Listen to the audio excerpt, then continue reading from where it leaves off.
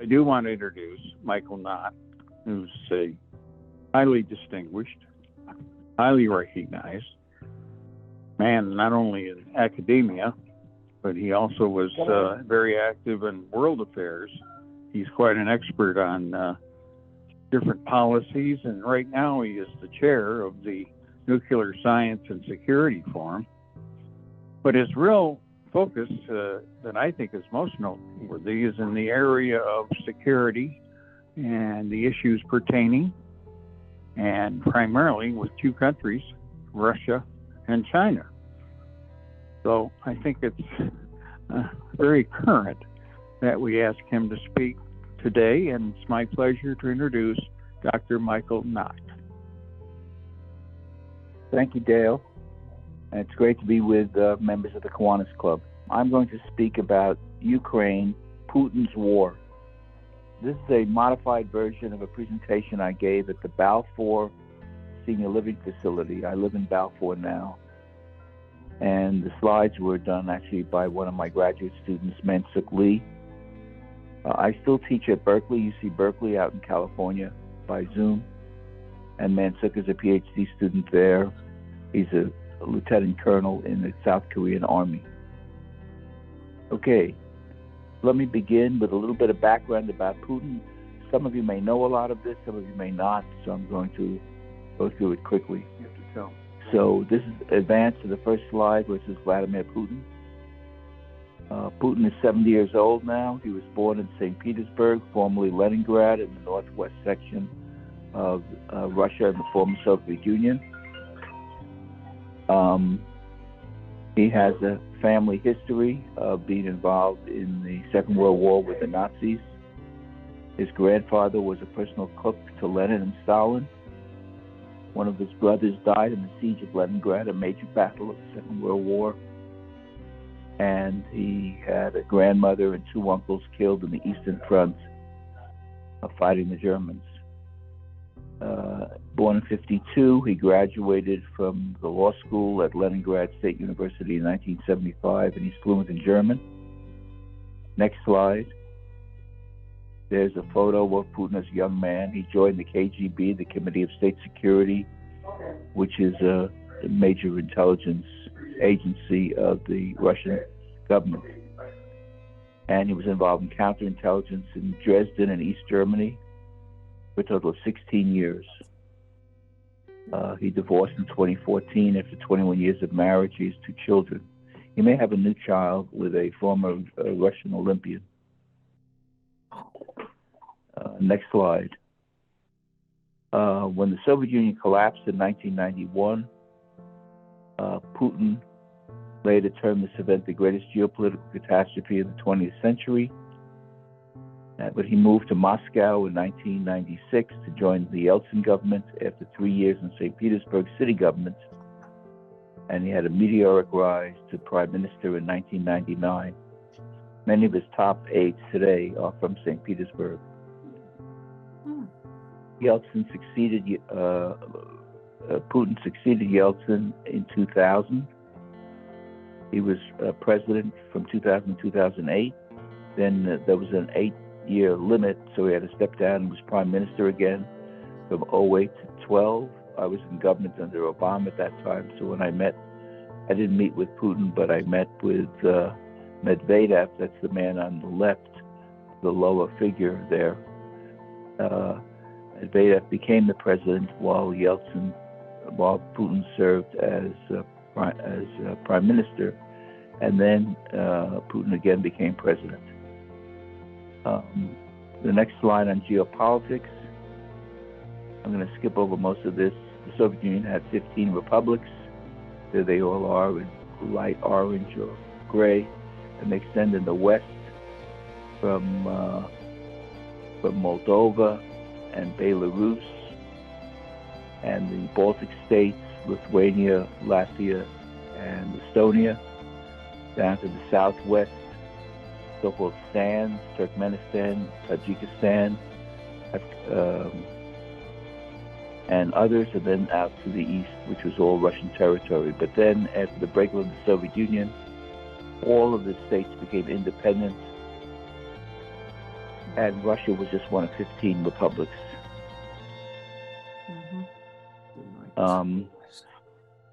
In the period when Putin became president, he did engage in military action. He was slowly but surely trying to reclaim some of the territory from the former Soviet Union. There was military action against Georgia, the former Soviet state of Georgia, in 2007, Abkhazia in South Ossetia, Moldova, also in the west. And then in a major military action, Putin ordered the invasion of Crimea, a section of Ukraine, in 2014, and also the Donbass region, which is the easternmost portion of Ukraine.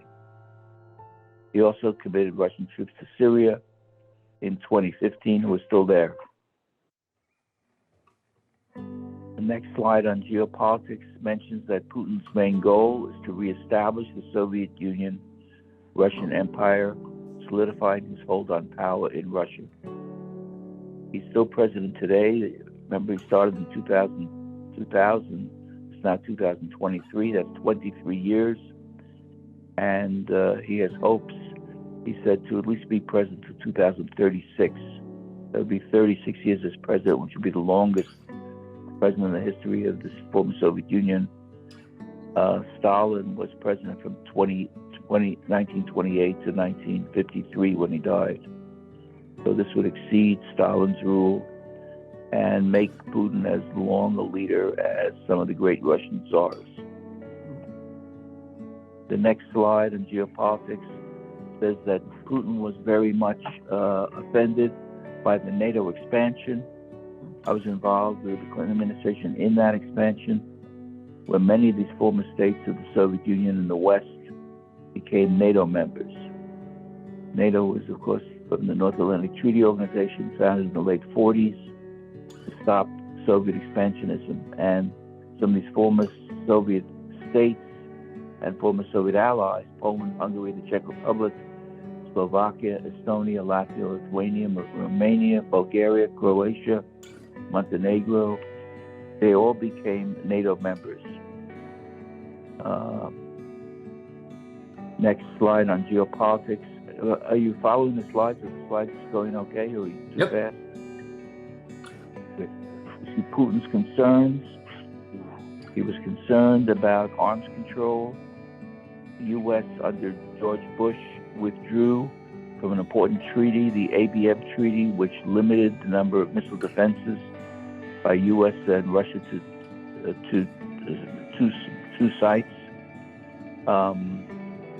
He was concerned that U.S. diplomacy was marginalizing Russia. At one point, President George W. Bush called Russia a regional power, which Putin found very insulting. The U.S. intervened in Iraq. In 2002, Bush supported opposition groups to Putin in the Russian election. Later on, Hillary Clinton was active in the opposition to Putin. And then there were these color revolutions. These were independent, democratically based revolutions in Georgia. It's called the Rose Revolution. In Ukraine, the Orange Revolution. And Kyrgyzstan, the Tulip Revolution. And all of these were terrible blows to Putin's plans to expand the Russian territory. Also, there were there was in the Middle East, the Arab Spring, where democratic movements to some degree emerged in Tunisia, Egypt, with the fall of Mubarak, Libya, and Syria.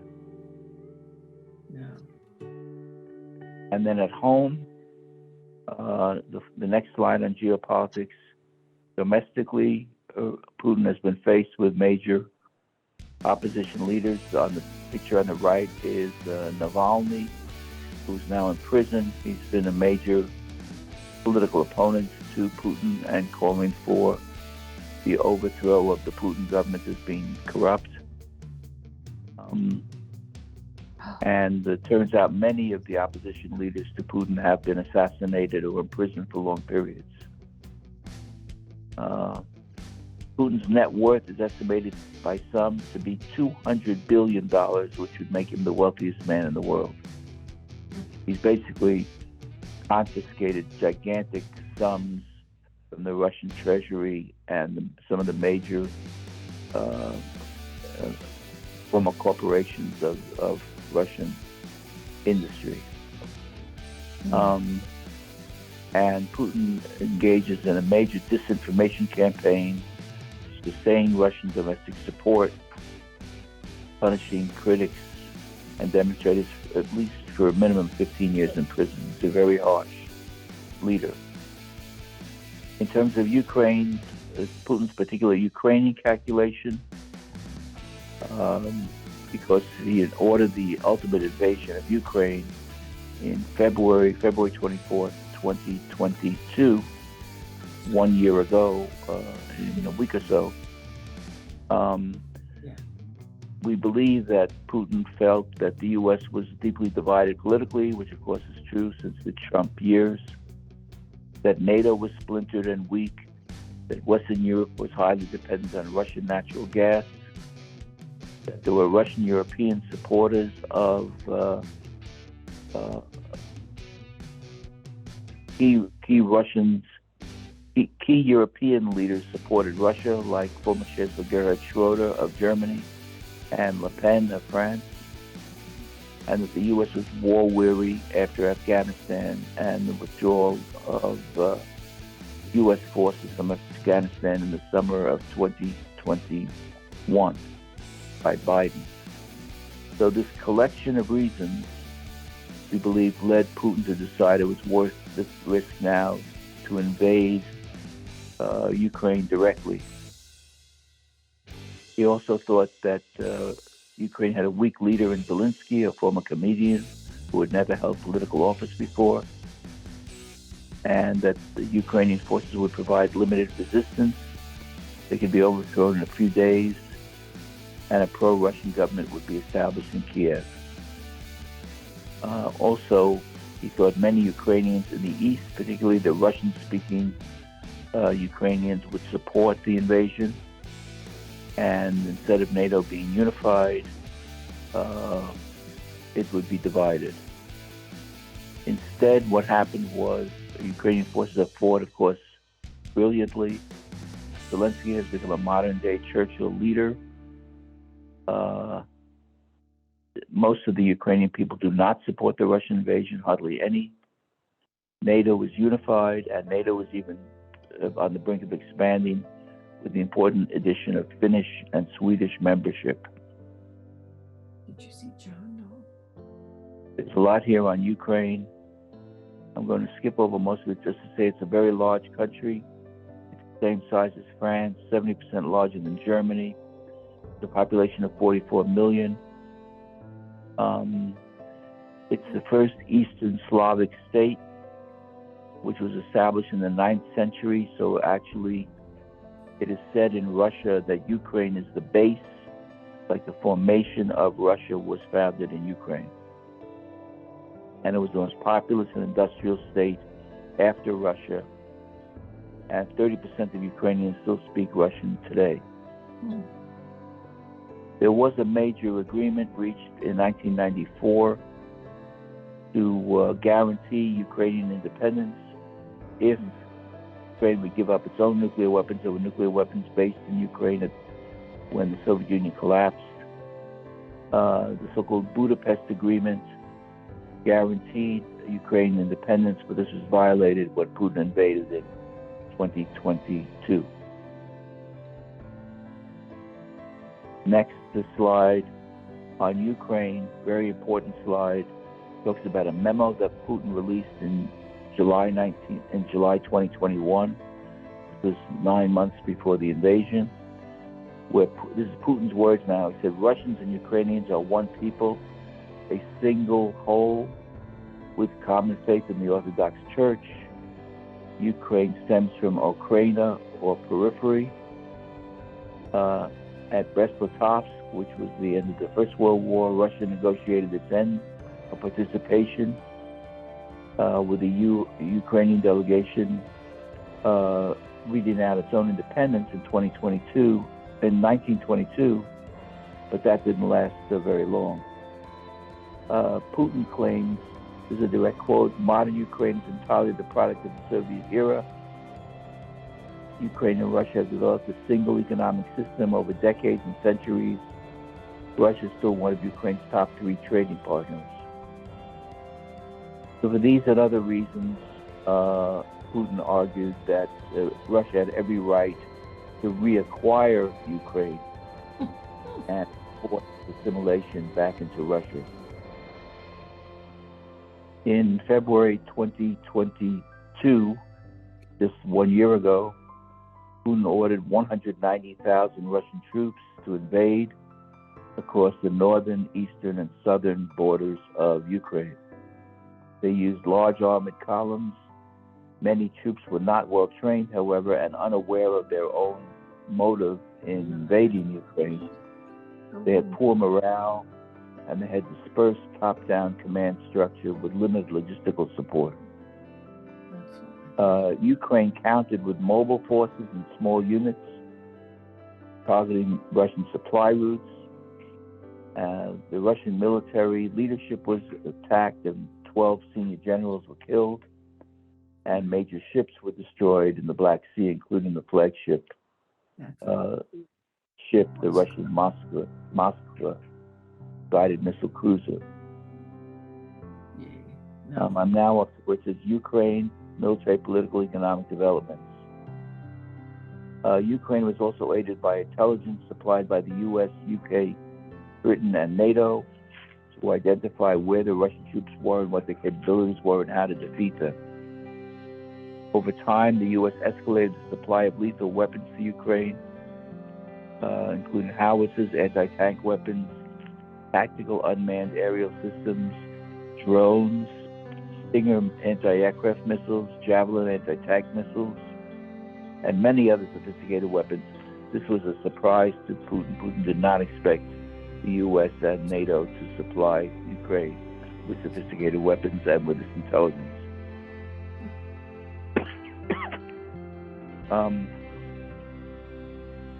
As recently as January, just a few weeks ago, Secretary of State Blinken announced a new assistance package, which included Stryker armored personnel carriers, Bradley infantry fighting vehicles, mine-resistant ambush-protected vehicles, high-mobility multi-purpose. These are all very sophisticated weapon systems for mobile warfare. Air defense systems, surface-to-air missile systems, a $2.5 billion aid package. This was just announced by Blinken on January 19th, which brought the total of U.S. assistance to $27.5 billion. I should add that there is a new development in that with the Republican control of the House of Representatives, there's a strong MAGA group, the Make America Great Again group of Republicans who are opposed to this assistance. They want to stop the assistance of U.S. arms to Ukraine. But right now it appears that they are in the minority, even within the Republican Party, but this could change. Among the most recent developments is the agreement by Biden to supply 31 Abrams tanks to Ukraine. This is the best tank in the world. It's very fast. It's got a long-range artillery, and it was also coupled with the agreement by the German government to supply Leopard 2 tanks, which are the best tanks that the Germans have. And the British and French are also supplying advanced systems. So the provision of very sophisticated weapon systems to Ukraine is escalating rather than de-escalating. What hasn't been provided yet, and which Zelensky desperately wants, are advanced combat aircraft, which could be used to destroy Russian aircraft and to destroy Russian targets. Whether this will be done remains to be seen. This was considered too escalatory by Biden that it could trigger a war between the U.S. and Russia directly, but he may be changing his mind on that. Overall, there have been 31 drawdowns of Department of Defense inventories for Ukrainian support. So it's a massive military assistance package by the U.S. to Russia, to Ukraine, assisted by the British, the French, and the Germans. The Russians, by the way, have some of their own assistance, which isn't on the chart. They're getting drones from Iran. They're getting some weapon systems from North Korea. And they are not without some allies of their own. Now, another key feature of the U.S. response to the Russian invasion of Ukraine has been a massive economic sanctions program against Russia. Russia's central bank assets have been frozen, so it cannot use $30 billion of foreign currency reserves for its own purposes. They were barred from making debt payments. Their banks were removed from the Society for Worldwide Interbank Financial Telecommunications. The blocking of Russia's largest financial institution, Sberbank, and Russia's largest private bank, Alfa Bank, have also been accomplished. And there are new investments in Russia that are blocking sanctions on critical major Russian state-owned enterprises. To move on, there's more on sanctions that we don't have time to discuss here. How much more time do I have? Do I have 5 minutes or more, or 10 minutes? Yes. Anybody? Yes, you have at least 5 minutes. 10 minutes is not a problem, so please keep going. Okay. I know I'm throwing a lot of information at you, but we're getting to some of the core issues in a moment. Russia was also thrown out of the UN Human Rights Council. They're being isolated diplomatically. And most importantly, on the battlefield, they suffered major defeats. They weren't able to take Kiev, which they thought they would take in a few days, and other cities in the west and central Ukraine. They focused on the east Donbass region and Odessa, but their leadership has been changed now 4 times. They originally had a General Alexander Dvornikov, who was called the Butcher of Syria. He was the one who ordered Russian artillery and aircraft to bomb Syrian schools, mosques, and hospitals. But he was unsuccessful, and he's been replaced 3 times. It was just a new change of leadership by the Russians, by Putin recently. One thing the Russians haven't done is they have sophisticated cyber capabilities, and they haven't used them against the Ukrainians, to my knowledge. Putin has also threatened possible use of nuclear weapons. Of course, Russia has many nuclear weapons, and Biden has just threatened major retaliation if he did, but it's all very vague. This, of course, would be a catastrophic development if Putin used nuclear weapons against the Ukrainians. Could ultimately lead to thermonuclear exchange between U.S. and Russia, which would be catastrophic for everybody. The Russians have their own doctrine called escalate to de-escalate, who's sometimes using nuclear weapons early to stop a conflict, but I think the U.S. would feel it very much in its interest not to stop the conflict if Russia used nuclear weapons. So how could the war end? We come down to 4 or 5 or 6 different possibilities. One, of course, is Putin himself could be removed. He could get sick and die of natural causes. There could be a coup d'etat against him, or he could be assassinated. Right now, I say this is very unlikely. Reminds us a little bit of Hitler. There were a few assassination attempts against Hitler during the Second World War. None was successful. Hitler was very well protected. Putin is very well protected. He's got large numbers of military and intelligence capabilities arrayed around him. And so it's possible, but unlikely. there could be a negotiated agreement between Ukraine and Russia, which would involve probably Ukraine declaring its neutrality, but Ukraine will not surrender any territory and wants to seek to join the European Union. So as long as Zelensky is president of Ukraine, it seems highly unlikely there would be a negotiated agreement.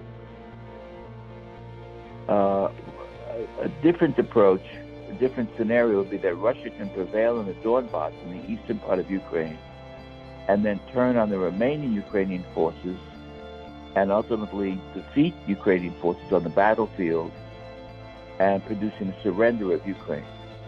This seems far-fetched at the moment. The Russians have not shown a capability to defeat the Ukrainians on the battlefield because their forces are not mobile and they have poor morale and poor military capability. A fourth option would be that Putin does escalate to nuclear weapon use against Ukraine or against NATO members or against the U.S. This would lead to a global nuclear exchange beyond anything we've ever experienced. So let's hope that doesn't happen.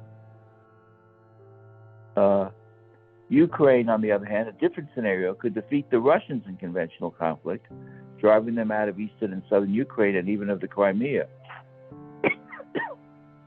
Under these circumstances, Putin would reluctantly accept defeat, but this is highly unlikely because Putin would then almost certainly be overthrown, and he's not going to adopt any policies that could lead to his ouster. So the sixth option would be that Zelensky himself was assassinated.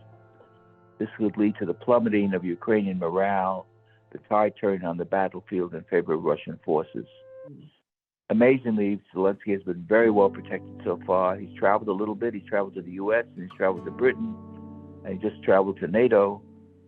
And so far, he's been very well protected.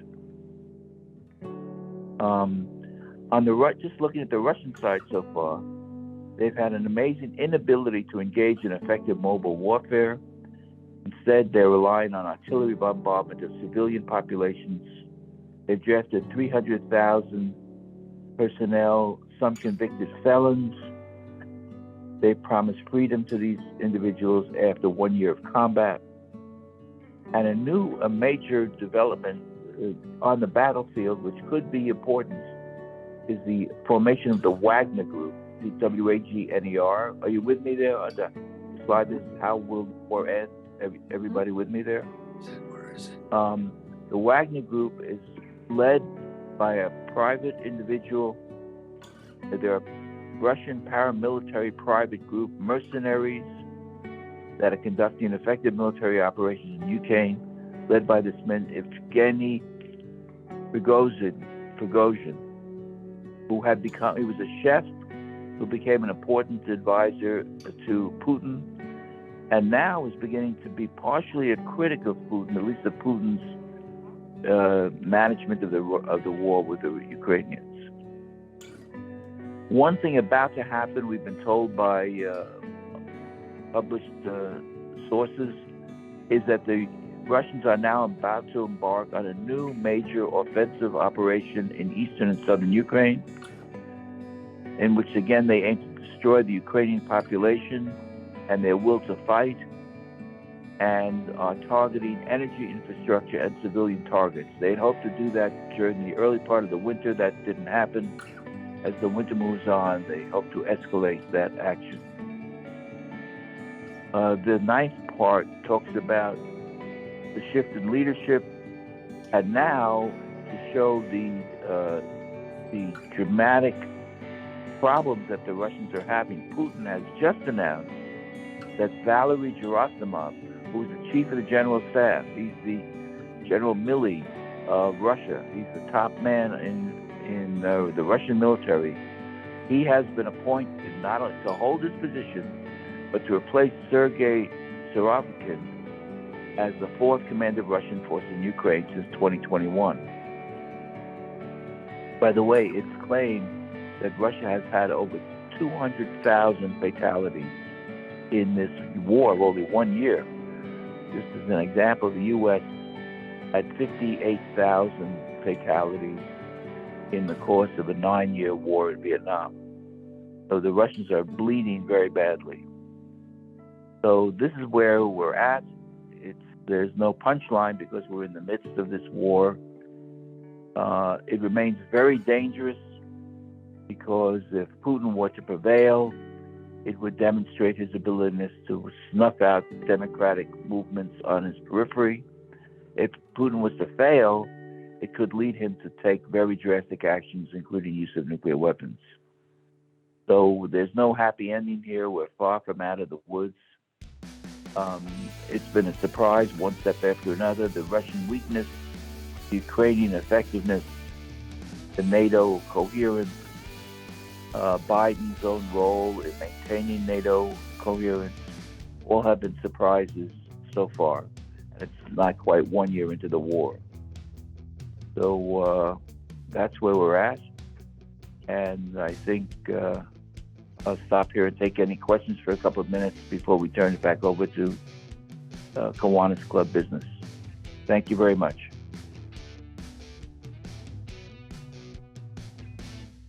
Thank you, Professor Nacht. Great presentation. I see Dan Deaver has his hand up, I think, with a question. As far as the Russian initiating a major action in the spring, don't know the weather there, but it seems similar to us. Wasn't there supposed to be a large amount of mud in the Ukrainian spring? And how is that? Is that true? Michigan obviously is not following the normal pattern. And is that going to be a major impediment to effective Russian action?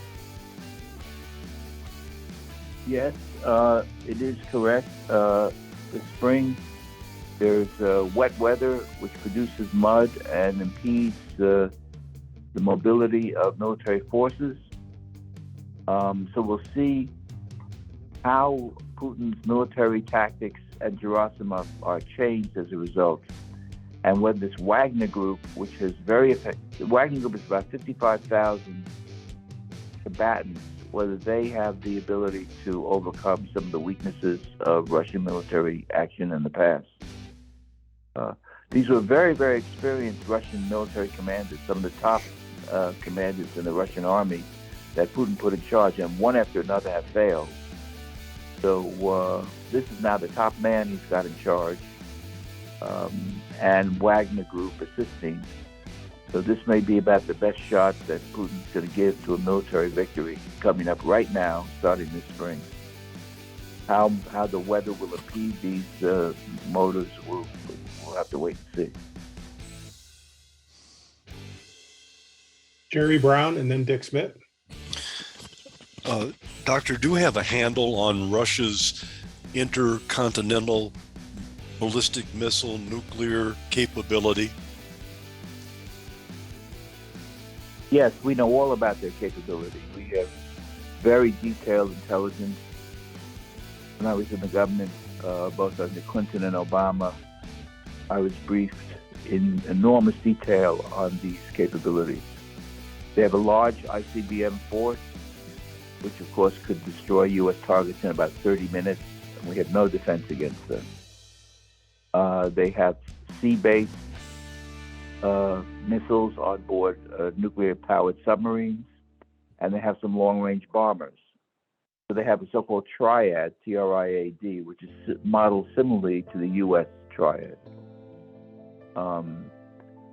Biden has been very cautious and careful not to take action that would provoke a Soviet attack against NATO, which would, according to NATO rules, would force the U.S. to respond directly to Russia.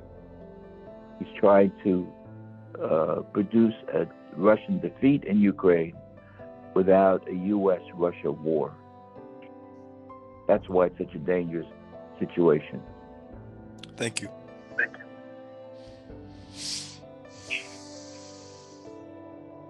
Dick Smith and then Dan Burrows. Yeah, Dick Smith.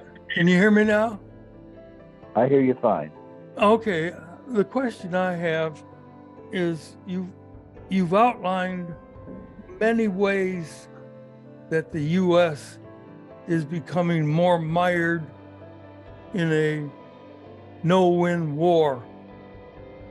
You know, it's what has happened, what has become of the billions of aid furnished by the United States in the past year to Ukraine? And will it suffice for another year, 2 years? Or is Ukraine on the road to surrender? Please comment. Okay, well, last part first. Definitely at the moment, Ukraine is not on the road to surrender. Ukraine holds the upper hand. But there is a question of what's happened to the money and what will happen in the future. The money was used to buy all that list of different systems that I cited. Anti-aircraft systems, anti-tank systems, mobile offensive systems of all kinds. There is a question, and this has been raised by the MAGA Republicans in the House, whether the U.S. wants to continue to supply this amount of weaponry to Ukraine. The Biden position is that we are fighting to defend democracy, and that Russia were to defeat Ukraine, this would be a catastrophe not only for Ukraine, but for the West. At the moment, I would say, based upon my own reading of the politics of the situation, there is only a minority view that opposes continuing military aid to Ukraine. The vast majority of Democrats and a good majority of Republicans all support continuing the aid, and the top American military commanders all support it. But things can change if there were more damage done, if somehow Americans became involved and got killed in the war, things could change a lot. Well, thank you. I hope you will come back sometime in the future and tell us how the war ended and how it was resolved peaceably. That's Okay. the only thing I can hope for. Thank you. Thank you. Dan Burrows. Yes, thank you, Steve. Oh, thank you so much for this very eloquent presentation, very well thought through. I mean, it's really nice to see it logically presented like this. I don't know, it seems to me that even though President Biden may be trying to be careful not to do something that would end up with a nuclear exchange, we're slowly painting ourselves into the corner of that kind of situation, because every step we take to increase weaponry, if it doesn't work, we have to increase weaponry more. And there's only one end to increasing weaponry, and it's not a good one. So it does look like we're kind of painting ourselves into a corner on this issue, and it kind of flies in the face of history. I mean, going all the way back to the Cuban Missile Crisis, we have not wanted anybody even before that, of course, going back to Monroe, we didn't want anybody in our hemisphere, and that Cuban Missile Crisis really emphasized that. So, I mean, the question is, would the American people have ever supported Ukraine in NATO if the result would be that we would have to choose a war like this or even a potential nuclear exchange? I don't think Ukraine ever belonged in NATO. What's your thinking about that? Well, I think, your sentiment is shared by many Americans, that maybe we've gone too far, or we are in danger of going too far. But there's a flip side to this, which is that the Russians are hurting now. The economic sanctions are taking effect, and the Russian economy is weakening. And it's possible, no one can know for sure, it's possible that the Russian economic system could become so weakened that it could lead to political opposition that would overthrow Putin. I think that Biden is hoping that this is a possibility. So it's a race against the clock of how much time we have to continue this assistance. One thing that is surprising is that the vast majority of the populations in all the West European countries continue to support these actions, and they are, in their own way, providing major capabilities to Ukraine. And now we have the possible addition of Sweden and Finland also joining NATO. They are small countries, but they've got very sophisticated military capabilities.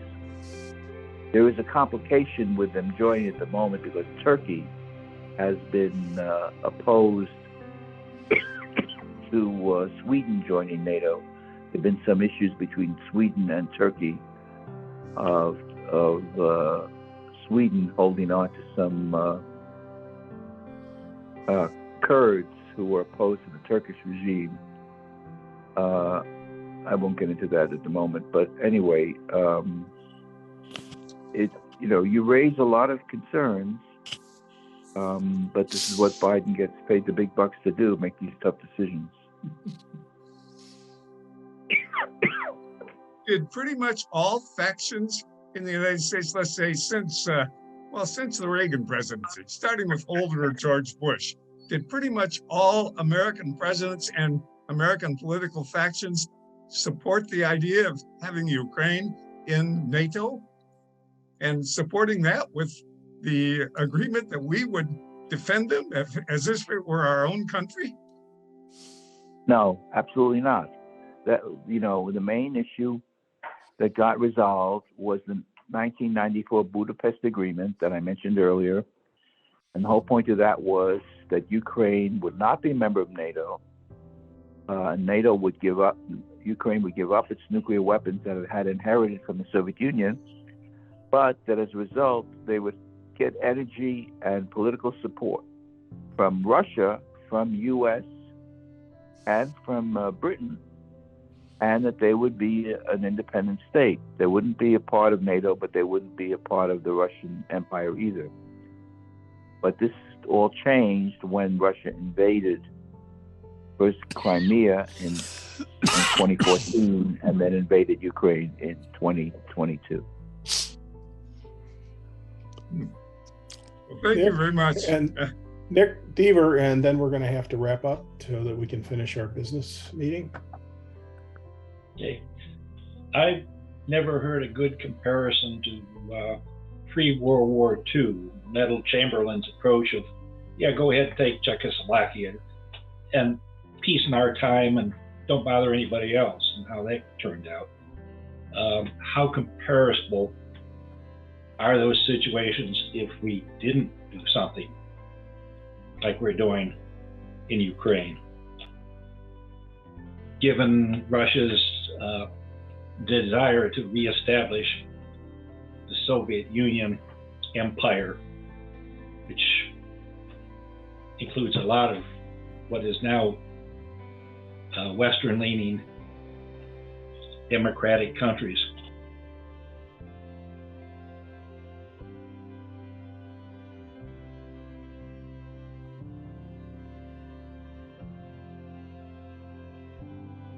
Dale and Professor Nacht, you're muted.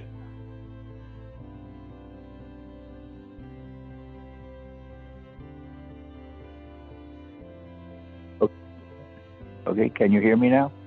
Yes, we can. Yes, so I say this was Biden's ultimate motivation. There was a bit of a pre-Second World War notion that if we didn't stop the aggression of the Russians in Ukraine, he would tackle additional NATO members, former Soviet allies like Poland, Hungary, the Czech Republic, and all of democracy in Europe would have been threatened. So now one can disagree with this, but this was the judgment. And I think based on public opinion polls, the vast majority of the American people are supportive of U.S. aid to Ukraine. Professor Nacht, thank you very much. It was a fascinating presentation. We really appreciate it. And My pleasure. I joined Dick Smith in saying we hope you'll come back sometime. Thank you. Thank Dale for corralling me to do this.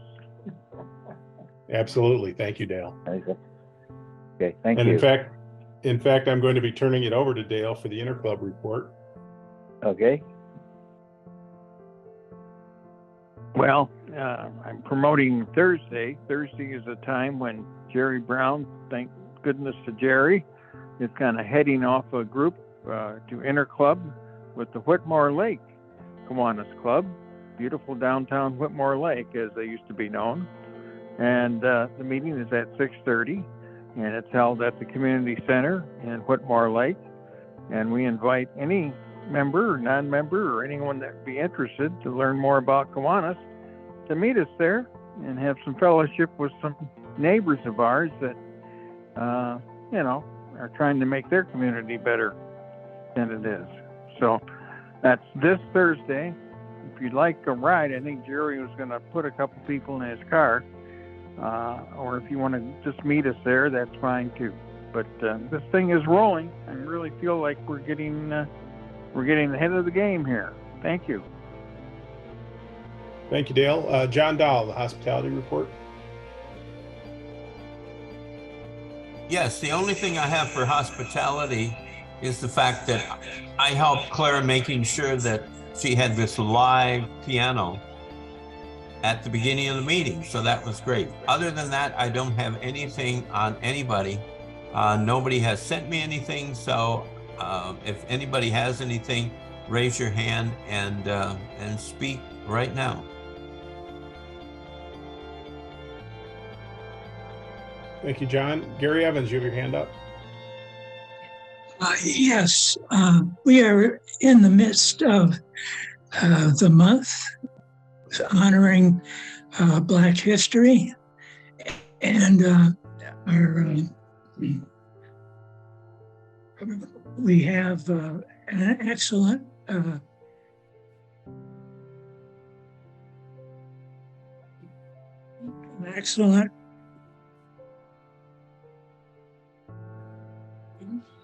celebration in this in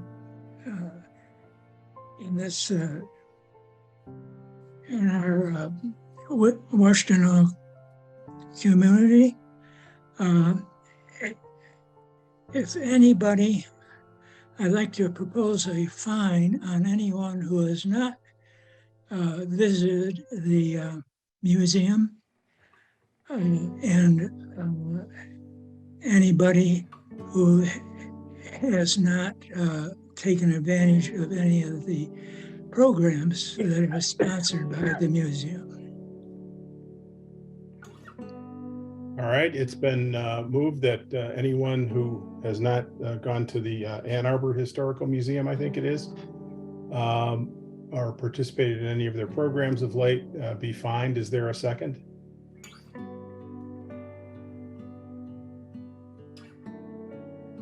I second. Okay. Okay, it has been moved and seconded, so please go to your reaction screen and vote.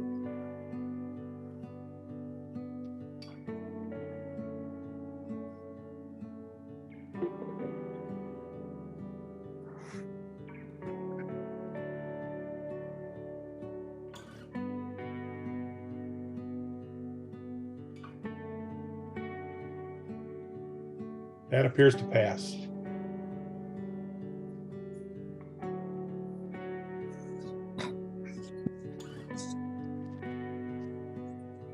So y'all know who you are. Hey, Chris Winkler. Back to hospitality. I communicate with Jim Carey on Meals on Wheels, and I did forward this to John, but apparently he missed it. Jim is not doing well following his first of 2 surgeries. He's had some infection problem and so forth, and they've had to put off the second one. Beyond that, I don't know any details. I had forwarded that information to John, but I guess he missed it. And I had thought he'd follow up, but that's what I know. No, I didn't miss it. I did mention it, and it was in the newsletter last week. So, Okay, I'm off by a week. Sorry. right, that's okay. It never hurts to be reminded and to think of Jim and hope that he's doing better. Anyone else with hospitality information? Dan Deaver. Actually, I was doing a supplemental find, so come back to me. Dick Smith.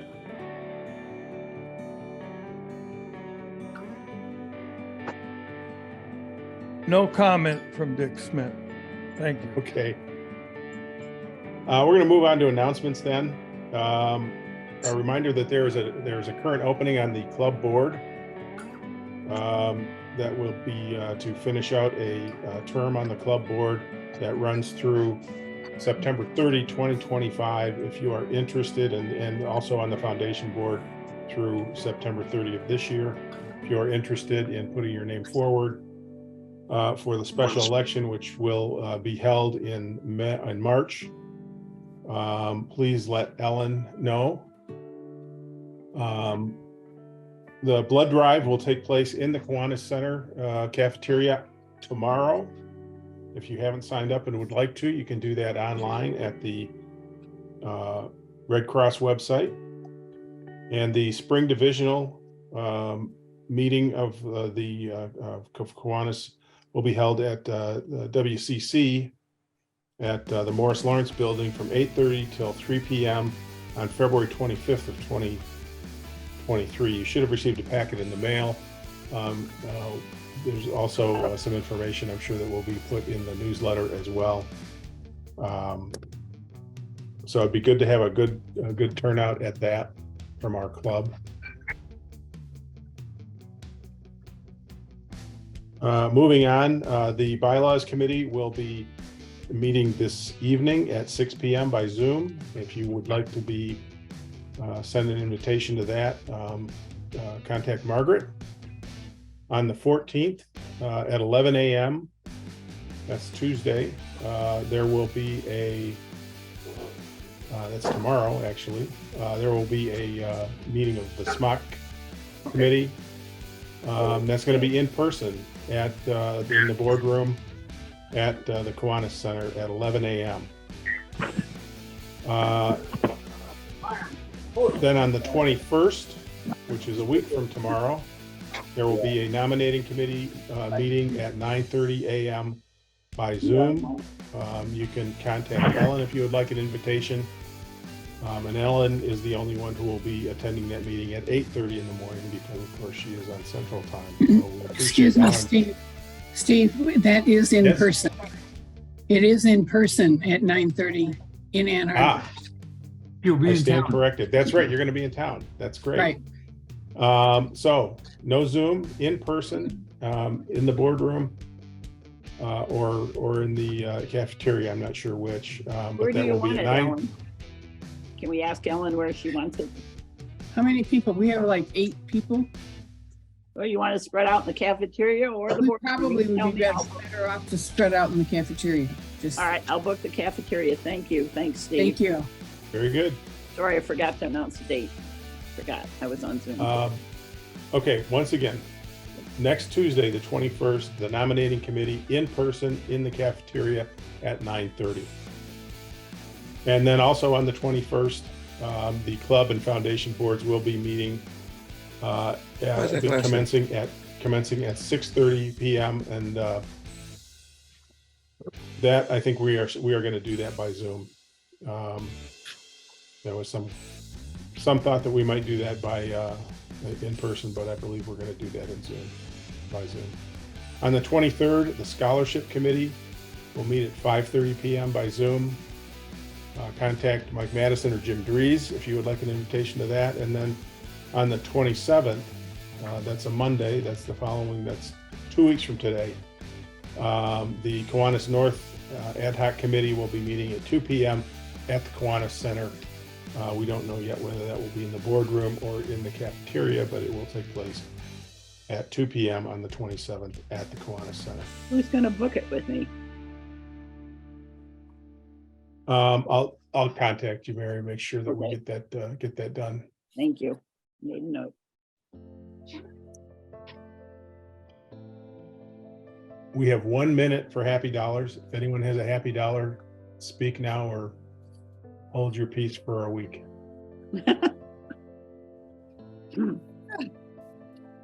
Yeah, did Mike Madison have some sort of an announcement? I do. I have the scholarship review. Oh, thank you, Claire. Okay, shall I start? Go ahead. Here we go.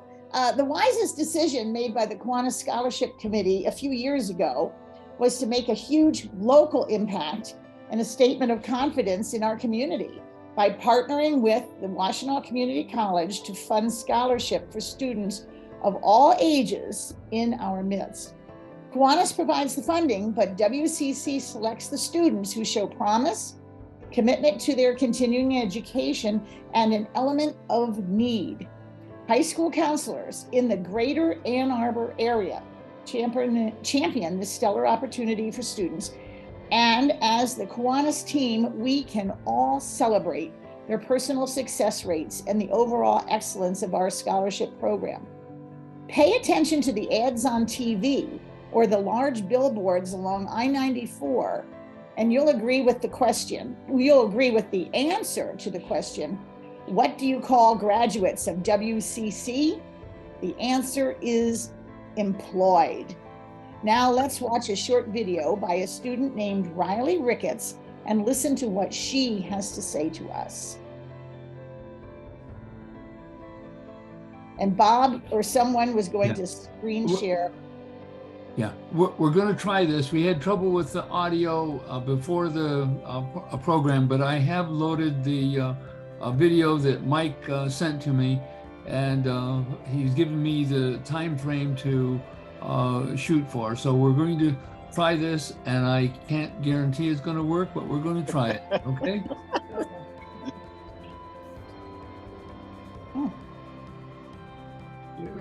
And I would first like to give a big Can we hear that? for giving me this amazing opportunity to better myself. No, we can't. As well as being a student, I'm also a hairstylist. I can hear it. As a hairstylist, not only is it important to have the proper skills to do hair, but it is also important to be a well-rounded business professional. With this very generous scholarship from Kiwanis, I am able to pursue a degree in business administration, which will set me up for success in my career. No matter what road I take, whether that be to continue in a already established salon or one day become a business owner, my business knowledge that I am continuing to build here at Washtenaw Community College will help me add to my own success as well as the success of those on my team. Thank you again, Kiwanis, for this amazing opportunity. Hello, my name is Frank Barnes. I am doing my 2-minute video. Okay, I think we were going to stop with that first one. Can you see or hear me? Yes. Okay, and if you haven't received your scholarship packet in the mail, please contact Jim Dries and he'll make sure you immediately get one so that you can be part of this wonderful program. It was nice hearing from Riley today, and thanks for letting me talk about our scholarship program. Other than vouchers and all of the grants that we give, I really think the scholarship program is one of the best things that Kiwanis does. Thank you. Thank you, Claire. We appreciate that, and it was good to hear from Riley Ricketts about her scholarship. Works. Yeah, you did it. So we are at the end of our meeting, and our next meeting will be on the 20th. Right now, we are hopeful that we will be having that in person. And if not, we will certainly get the word out as soon as we can if it looks like we're not going to be able to do that. But I'm planning on being at the Kiwanis Center a week from today for a meeting. Dan Burrows, you have your hand up before we close out. Yes, I just wanted to get in a quick happy dollar for our speaker today. I mean, I thought he was outstanding, and congratulations to Dale or whomever was involved in approaching him and getting him to come, because boy, having outstanding speakers like that is really good for our club. Thank you, whoever was involved. Absolutely. Absolutely. He did a great job. So Thank you, everyone. We will finish up by saying the pledge. Bob, are you able to get the flag up? I do not have the flag image, so. I saw it on your thing. Can't get to it. Yeah, if you want to just go ahead and do the pledge, I think that's gonna be the way we'll do it today. Oh, wait a minute. Wait a minute. Is there a screen? Hold 1 second here. This reminds me of going to a Rotary meeting one time. I was invited to go, and was out at Briarwood, and at the end of the meeting we stood up to do the pledge, and there was no flag. and so we said the Pledge of Allegiance to the exit sign, which I thought was a little odd. But okay, this is going to be a still flag, not a wavy flag like Ken has. So I'm going to put it up right now. Yeah, I think that's fine. I pledge allegiance to the flag of the United States of America and to the republic for which it stands, one nation, under God, and indivisible with liberty and justice for all. I kind of got turned around there, but my heart was in the right place. So Sorry have a great week, everyone. We'll see y'all next week. All right. Your pledge wasn't wavering. Thanks, Steve. Good job. You can find me next week for that, Nick. You say find or find? Why I kept a copy of it in my files so that I could be sure I had it.